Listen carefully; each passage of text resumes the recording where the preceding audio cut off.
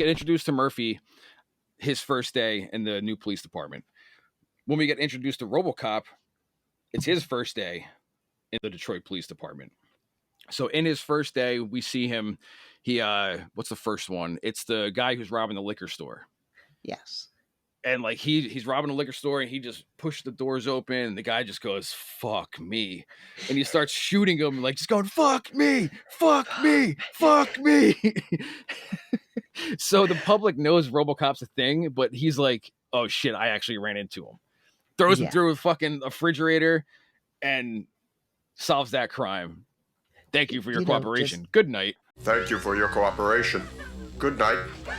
The second one is there's like two guys that have this girl in like an alley, and I guess they're most likely gonna rape her. They're cutting her hair, and they're about to like take her pants off and like try cutting her hair down there. It's my hair down there. Robocop shows up, and another iconic moment. Shoots through like the girl's dress and shoots the guy in the dick.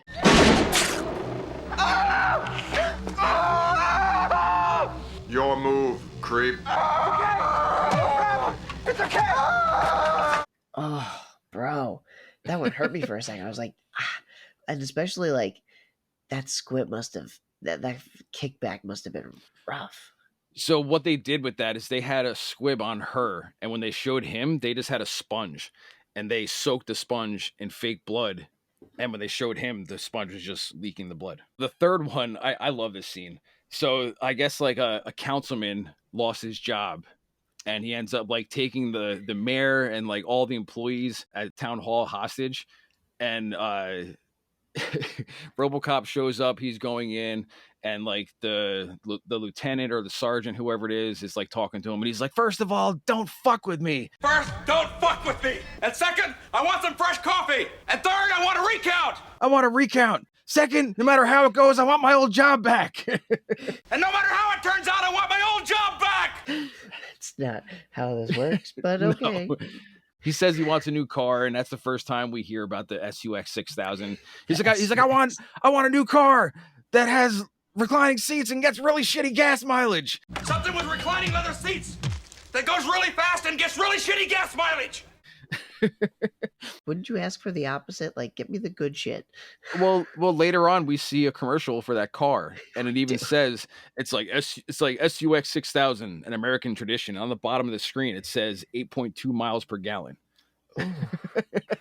This economy, fuck off. Yeah, so I love that the Even humor in the was 80s, the humor was so ahead of its time, man. I love that. It really was. So then he's about to kill the mayor, and Robocop reaches through the wall and pulls him, and then punches him through the fucking window, and he lands, and then it cuts to another media break, and they're talking about that situation like with smiles on their faces. So like the media breaks are great. It paints the picture for like the way Detroit is like in this movie. So we got a really fast-paced like introduction to Robocop, and then I believe right after that, like he's in his chair and he starts having dreams. He's twitching and stuff, and Peter Weller, dude, he did such a good job of like emoting that character when all he had to work with was this.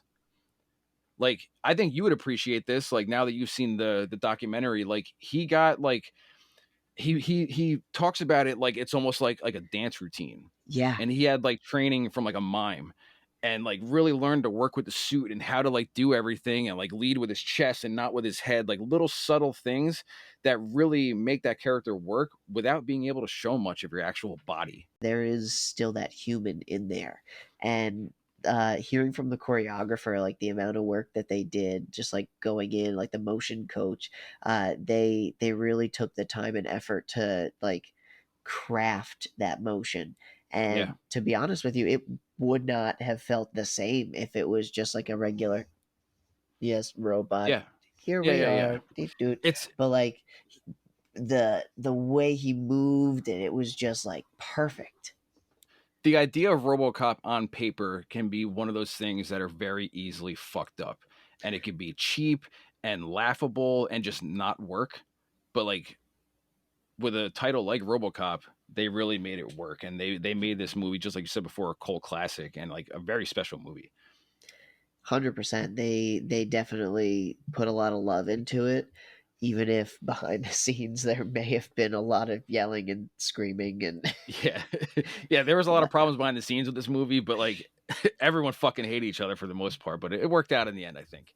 Even though they didn't like each other, the one thing they all had in common was they were dedicated to like actually getting this movie done, and they all saw there was something special like being made as the movie was just gradually like dedication. Peter Weller had people refer to him as Robo or RoboCop yes, when he was on set. Like yes, he would like we hear that now. Like we know Heath Ledger did the same thing with the Joker, and like other people have too. But like, okay, like yeah, he went all in on this one, and it yeah, definitely shows. it definitely shows. So RoboCop leaves the area where like the doctors and the chairs are, and he runs into Lewis. And if you look close, when they're actually talking, and Lewis is like, you know, I never had a chance to introduce myself, and she's like, you really don't remember me, do you? You know, what's your name? And if you look really close in the visor, you could just barely see his eyes, and that was intentional. And you get these little glimpses of like the humanity peeking out. I think the eyes are very important. And later on, as like the suit gets more damaged, we like the eyes kind of play like a factor into like, okay, there is still Murphy in there when you see his eyes. Murphy, it's you.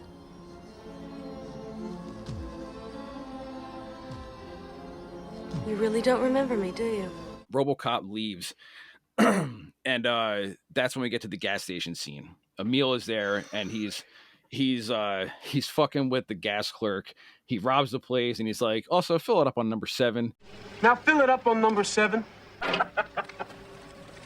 And RoboCop shows up, and you know, he says freeze. He pulls the gun on him, and that's when the line comes back. He says, dead or alive, you're coming with me. Dead or alive, you are coming with me. And Emil looks at him. He's like, I know you. We killed you. We killed you. Dead! We killed you! We killed you! And that's when he starts to realize that like maybe these dreams that I'm having, there's something to them. There's something that like he doesn't know. He can't piece it together yet. But he's like, he has his gun drawn, but then like he almost starts to like lower it. And Emil starts to get away. The gas station blows up as he's shooting. And he ends up getting Emil because like he crashes into a car on his bike and falls off.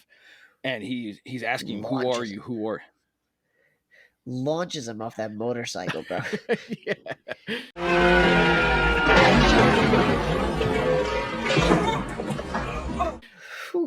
And that was it was partially a stuntman and partially a dummy. They had like a bike on a track and they just pulled it. Boom. And the other part was like the roll part was like an actual stunt double. But like back then, like this whole movie's practical. The fact that they had to go to a town in Texas and be like, can we borrow this gas station real quick? We're just gonna, casually do a quick Blow it up. explosion. Nothing to worry Gigantic about. explosion. And I didn't notice this beforehand, but I guess they planned the explosion like they wanted it at a Shell station, so that when they did the explosion, like the S explodes off and it just says hell under all the flames, which Yep. was cool to actually like get to see that back a second time. Like, oh shit, they did do that. But between I think they made it, the editor cut it, and also the explosion wasn't wide enough to get everything in frame, so they missed it. So it wasn't really like as significant as they imagined it would be, which is a really cool idea. And you couldn't go back and do that again. No, they only had one shot at it. Like movies back then, you're like, this explosion is gonna work or we're fucked. RoboCop starts investigating his own death. Basically, he goes back to the station, and we see like he has the spike that comes out of his hand, and he puts it in the screen. And he like starts moving it around, and he gets the picture of Emil from his memory, which, he could play back videos and pictures. Playback, yep. And he ends up finding his mugshot and his known associates. And that's when he finds Clarance and sees that Clarence is a suspect for the murder of Alex Murphy. And earlier, Lewis said, Murphy, it's you. So he realizes like, holy shit, I think this is me. I can't remember anything because my memory was wiped. But he starts to piece everything together that like something is going on here. Something's up here. Robo goes home.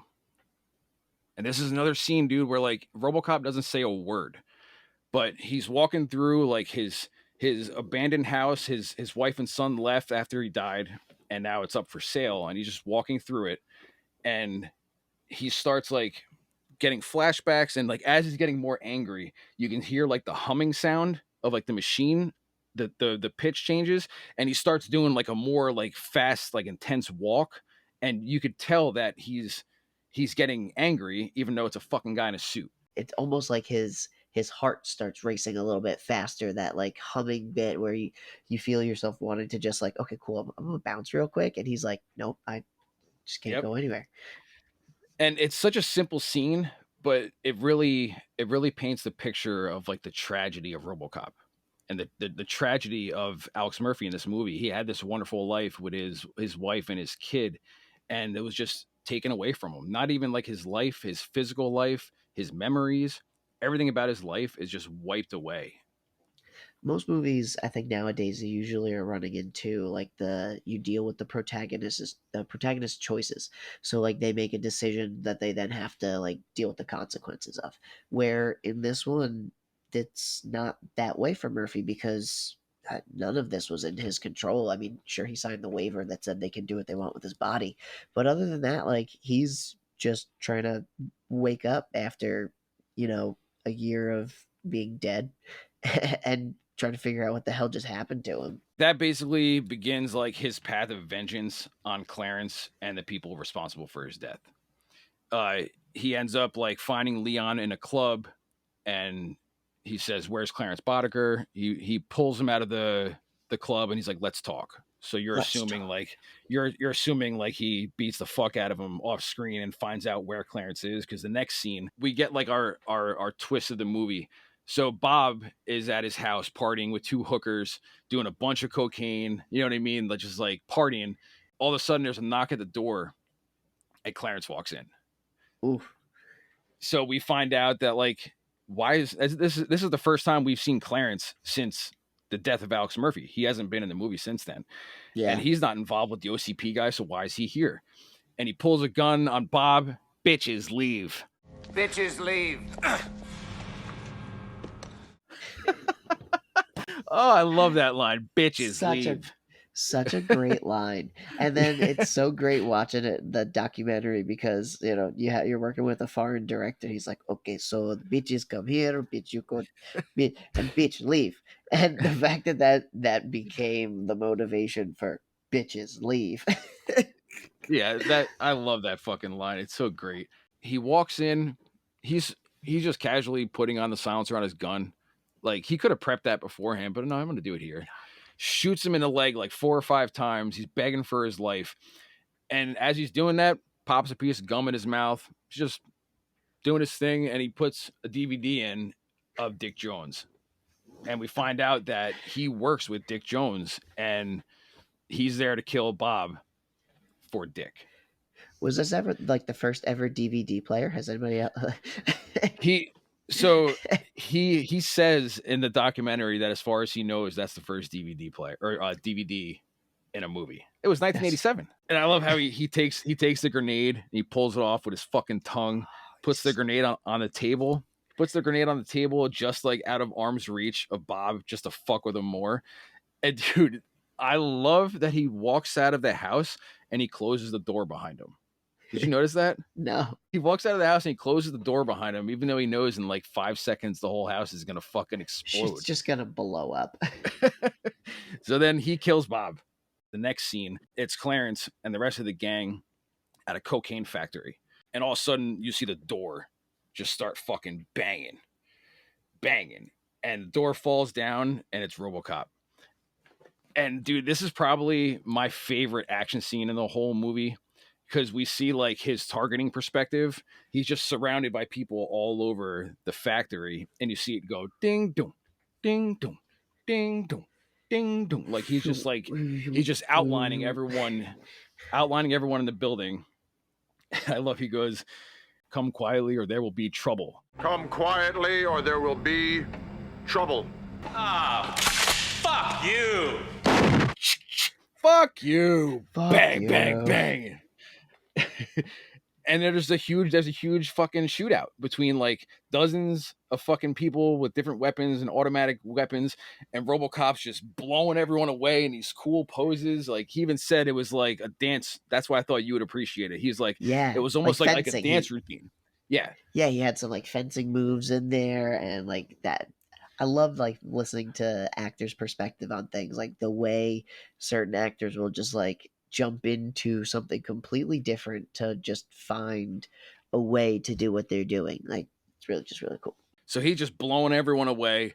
Fucking, there's cocaine flying everywhere. The Robocop theme song is just blaring in the background of this scene.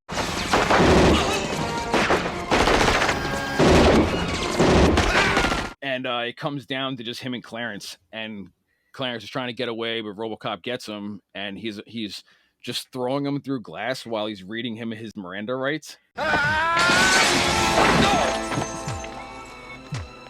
I'm protected, man. I've got protection. You have the right to an attorney? What is this shit? What is this shit?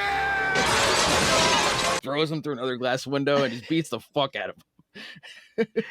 It was done intentionally where he's always cool, calm, and collective in like the chaos, except when he's in front of Robocop. He starts shitting his pants. He starts snitching on the guy he works for. He's saying, I'm protected. I'm protected by Dick Jones. He's number 2 guy at OCP. I work for Dick Jones.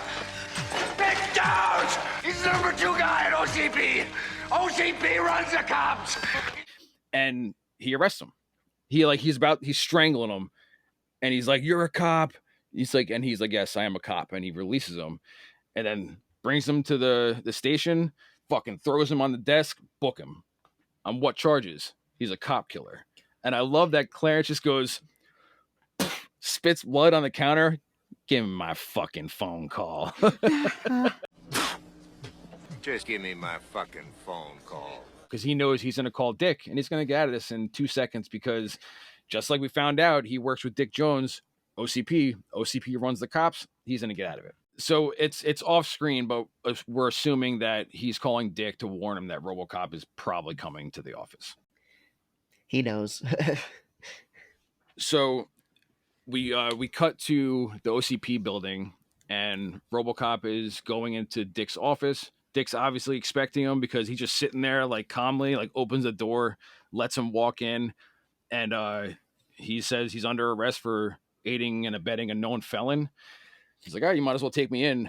And this is when we find out. So earlier in the movie, we see his 3 prime directives, which is serve the public trust, protect the innocent, uphold the law.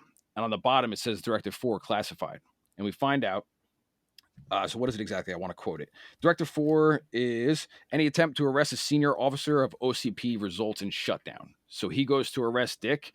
And again, Peter Weller fucking doing a great job emoting as Robocop. It just starts shutting down and he's fighting it. So like Murphy's trying to come out of it, but he can't overcome his programming. He even says he's like a little bit of fight still left in you. And he's fighting, but he ends up so hard. Yeah, he drops his gun. And then Dick's like, I want you to meet a friend of mine. And Ed 209 comes in. He just walks in, fucking, you're like, oh my God, Robocop's fucked right now. It was so good to see Ed 209 come back. I was like, okay, good. Like this is gonna be like our robot versus robot fight. Yeah. But before the battle starts, he says, I had to kill Bob Morton because he made a mistake. Now it's time that we erase that mistake. And this is why it was very important to remember that he could record stuff and play it back, because later on, this is going to come back full circle. So we get the Ed 209 versus Robocop fight scene, which is awesome. And he's just fucking beating the shit out of him. And for the first time in the movie, every time Robocop's getting shot and taking gunfire, it just ricochets off. There's no damage. But this is the first time in the movie where his armor is compromised because his weaponry on Ed 209 is like military grade. And it's just Far eating superior. it up. Yeah, eating it up like fucking Swiss cheese. We see at one point, we see his eye for the first time. Like he like cracks his visor and we see Murphy's eye and like, okay, so we're getting a little tease that his eyes are still under there. Right. We know there's a mouth. Now we know there's eyes. And I love the fact it's so genius when you think about it. So it just shows the way OCP approaches everything metaphorically. So they build this big, massive fucking robot cyborg cop at 209. You know what I mean? Big, dumb grunt. But they don't think of how to make him walk downstairs. So the way Robocop wins this fight is like he gets thrown through a door and like falls down the stairs. And Ed 209's following him to finish him off. But his feet can't go on the Can't stairs. stairs. He tries to like put his feet on the stair, and like the one feet kind of goes, and all of a sudden he just falls, rolls down the stairs, and he's just on the ground, fucking making this crying noise. The sound effect they use for Ed 209 is pigs being slaughtered. He just Yeah, I hear that now. Now that yeah, you say that. because when he like is trying to be intimidating, he has like lion growls or like jaguar growls. He's like "Roo," when he's like about to like start attacking. So it's only fitting, Nothing makes a robot more intimidating than animal sounds. but it works. So then RoboCop leaves. The whole entire police department is outside. All the lights start going on. He's completely surrounded, and there's a couple cops there that are like, "We can't do this. Like, what are we doing?" He's a cop too, and the one lieutenant says, "Like, we have directions from OCP to destroy it. Open fire," and they all start fucking blowing him away. And you see like his armor is just getting more fucked up. You see like fluid leaking out of him. Like, so he's crawling away, and like, again, hats off to Peter Weller. He's really selling like that he's in pain, and he's like trying to like crawl away, and he ends up like rolling down a couple floors of the parking garage, and Lewis is there and saves him. Murphy, it's me. Jumps in the car, and they leave. Fuck yeah, Lewis. Clarance arrives at the OCP building, and I love how like the whole entire like floor is just fucking destroyed, and they're still like mid cleaning it up, and like he just walks in, he's smoking a cigarette, like walking over the fucking debris, and he walks up to like the secretary and he's like, and he just, yeah, that's actually his wife in real life. Stop it. I'm here to see Dick Jones. He's like, maybe when I'm done here, you can fit me in. And he takes his gum and he puts it on her name tag and puts it down. He's like, you can keep the gum. He's such a dick, man. I love it. It's great to see, like, for the longest time I thought, like, just watching that 70s show that Red was just an asshole. But like, nope. Clarence Boddicker is way more of an asshole. And so then we get the Dick and Clarence scene in the boardroom. That sounds like a really bad, like, Rocky and Bullwinkle movie, like the Dick and Clarence show. He says, he's like, he's a cyborg. You involved me. His memories are admissible as evidence. So he basically tells him, like, you have to destroy him now, and like you're responsible for it. And there's banter back and forth with him and Clarence, but you can tell Clarence doesn't work for him. It's more like he works with him. Like, he doesn't boss him around. Dick is manipulating him because he's about to leave. He's about to leave. Like, look at my fucking face, Dick. I don't have time for this bullshit. Your company built the fucking thing. Now I gotta deal with it? I don't have time for this bullshit. And he goes to fucking leave. And he's like, you know, someone's going to have to run Delta City. Guns, drugs, prostitution. One man could run it all. And he manipulates him, basically saying that, like, if you do this for me, you'll run the underworld in Delta City. But he says, like, I need military grade firepower. So we find out in the next scene that he gets these Cobra assault cannons from OCP. Those things are heavy duty. Yeah. So we need military grade firepower. And he's like, we basically are the military. And so the next scene is one of my favorite scenes in the movie too. So we see that Lewis and Robocop are at the steel mill where he was executed. And he takes off his helmet for the first time, and we get to see what Murphy looks like now. And the prosthetic work and the makeup work is fucking great, man. It literally looks like they put his face on a robot. Yeah. Not like put him in a robot. Yeah. The way like this part is like lower than like the skin on his head, and it's like on it, but like there's like a lip around the whole thing where you can see like the back of like the robot, like where all the rivets would go and all the bolts and stuff. You can see all the detail for through it. And I love the line in this scene. Like Robocop's voice is a lot lower now. It's not like, you know, dead or alive, you're coming with me. He's kind of like lower now. Like his octave changed, and that's intentional. He's asking about his family to Lewis, and he's like, I can feel them, but I can't remember them. I can feel them, but I can't remember them. So it just gives you like a great a great like peek into his perspective, that like he knows he had a family and he had like a meaningful life, but he can't remember them. I love that, like, no matter what they tried to do to him, they can't take away his soul. And that's why I said earlier, this movie is like a battle of the soul, because 100%. he's all robot, but his brain's still there, has a chip in it, but they can't take away Murphy. He's still like finding a way to slowly like peek out.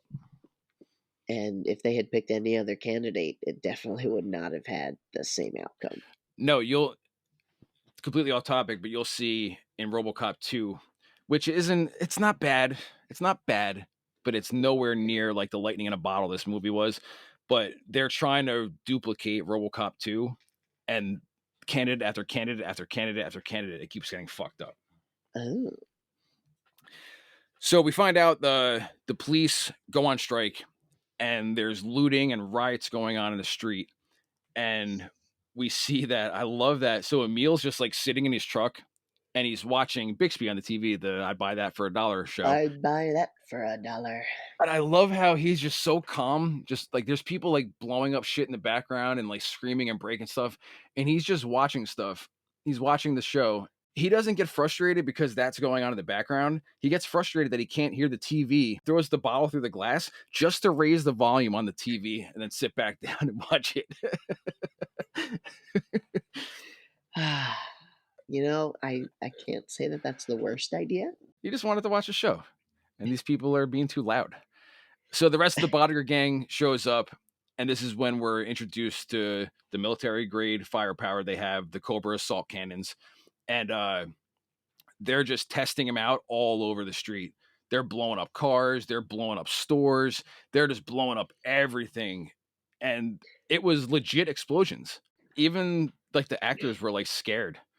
They were scared someone was gonna get hurt. But I love Emil. He fucking fires, and he's like, I like it. I like it. Love that line. Another little peek, little Easter egg of the 6000 SUX. Clarence has one. Joe has one. And the universe has one. Yeah, Clarence just blows up the car, and they're just blowing everything up on the street. I love that scene. So while they're doing that, he has the tracker now from Dick Jones to track Robocop. And he's like, all right, he's back at the mill.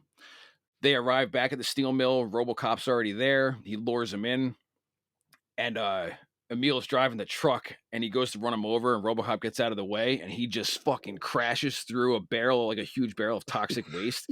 And dude, the prosthetics in this movie, it's another one of the scenes, even as like to this day, that scene still, I look at him all like fucked up and like, ooh, ooh.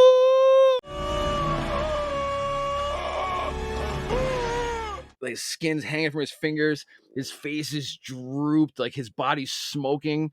It still gets me to this day.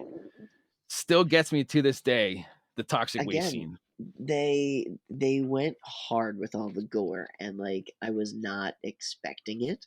But yeah, boy, did it really make a difference. It would not have been the same without that like extra little attention to detail.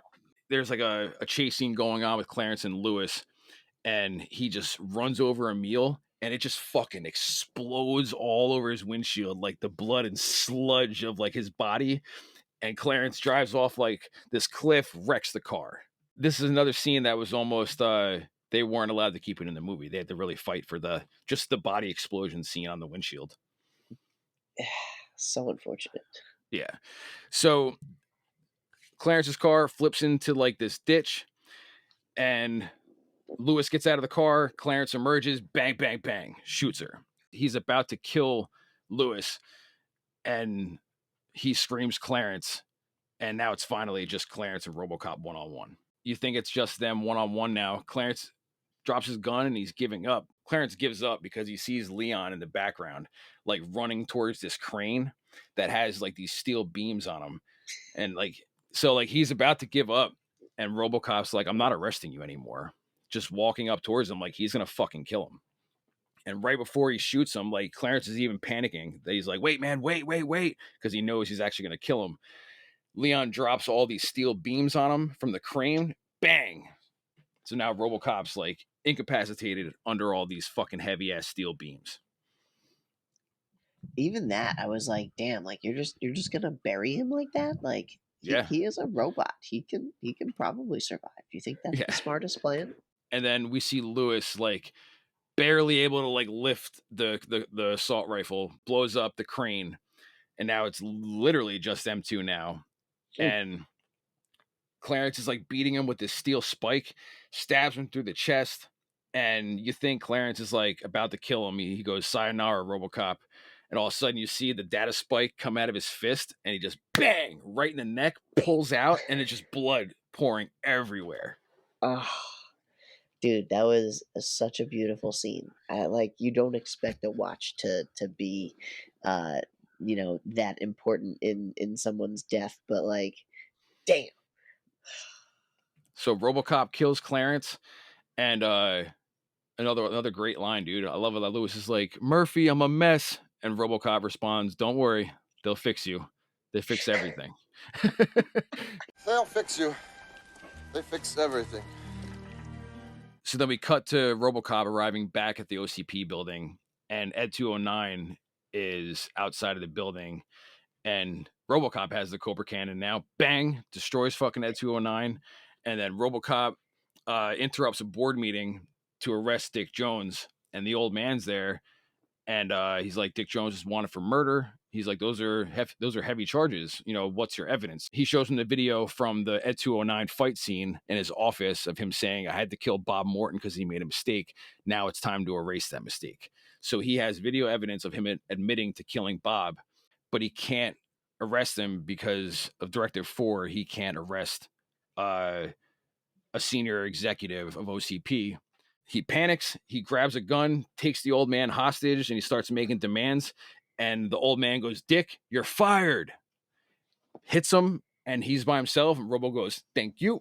Bang, bang, bang, bang, bang, bang, bang, bang, bang. The squibs are just blowing all over the place. Crashes through the window and falls to his death. End of Dick Jones. Such a great and slightly tragic death. But man, if anyone Only deserved that kind of death, it was him. Like he was such a sleazy, fucking cowardly villain. The movie ends perfectly because the old man, he goes, "Nice shooting, son. What's your name?" And Robocop looks at him, smiles a little bit, says, "Murphy." Credits. So now we know that it's Murphy. Murphy's back. This movie, it's about like the resurrection of Murphy. Yeah, see, I love the fact that they really went on the full journey from like you really have to walk through his robot shoes to get to know who this guy is before the other movies where you can establish new characters. And that's Robocop, man. Just like I said before, it's one of my all-time favorite movies. And like I've seen this movie hundreds and hundreds of times. And it's one of those movies that every time I see it, I catch something different. I notice a little detail that I didn't notice before. And the fact that like you saw this movie like for this episode, and I didn't even know that you've never seen it before, it just makes it so much more enjoyable that like you've got to like witness this movie for the first time. Yeah, I'm looking forward to seeing where the franchise goes from there, even though it may not be to great places. Uh, Don't get excited. Robocop but 2, Robocop 2 is okay. Robocop okay. 3 is unbearable. Robocop 3 is fucking terrible. Well, I mean, like most good franchises, you have to like be there for the beginning to watch the downfall. So now that I'm on the boat, I can easily go down with the Titanic. Yeah. I mean, Peter Weller's back in the second movie, and the second movie's okay.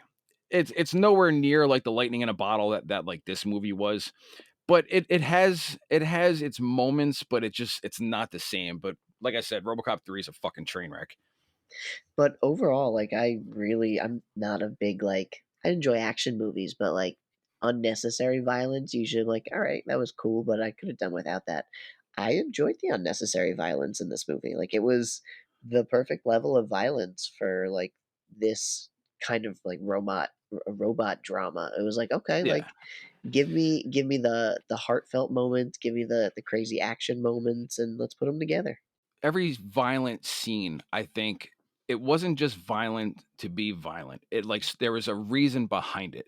Like Yeah. you see Ed 209 kill Kinney in the beginning, and that was to show like how like metaphorically brutal the corporate world that we're in now is. Murphy getting murdered, it was to show like how brutal the Boddicker gang was and Clarence was. And then like him killing him at the end, it's like eye for an eye, like you deserve this. Right. Like what you did to me, you're getting off fucking easy with this death. So like Justice for Kitty. yeah. So it's a great action movie, and I think it stands the test of time, not for the violence and the action, but because there's like heart and soul behind the action of this movie. And that's why I think it just gets better every time I watch it. And 30 some odd years later, this movie is still talked about. Yeah, I can very much see why now, because now it's like, oh shit, like that's not just a regular movie that was made in the 80s that everyone's like, oh, did you see that movie? It was cute. You should go and see that movie. No, like this, I'm surprised that it's taken me this long to see this one. Yeah, I'm a little surprised and disappointed that you've never seen it, but I'm happy that you got to see it. And it wasn't just like watching it with people, so you didn't really get to sit down and like see it like truly and take your time with it. You got to like watch it and purposely analyze it because you knew we were going to do it for this episode and talk about it in like extreme detail. Yeah, between this and the documentary, it really kind of shaped my perspective on the RoboCop franchise. So like, Yeah. I'm here for it. I'm a fan. They have Yeah. definitely got me hook, line, and sinker. I fly, Bobby. I fly. Yeah, so with that, man, if you stuck around this entire video, like I would like to personally thank you. Like Leo and I put a lot of work into this one, a lot of prep work into this one, and by the time editing's done, it's going to be even more work, but I think this was worth it, and I had a great time talking about RoboCop with you. So, Bro, I love sitting down and chatting movies with you, and we could do this all day. yeah. So on that note, thank you guys for hanging out, checking out the video. If you like what we're making, like, share, comment, subscribe, all that good stuff. And until the next time, from Leo and I, later. Later.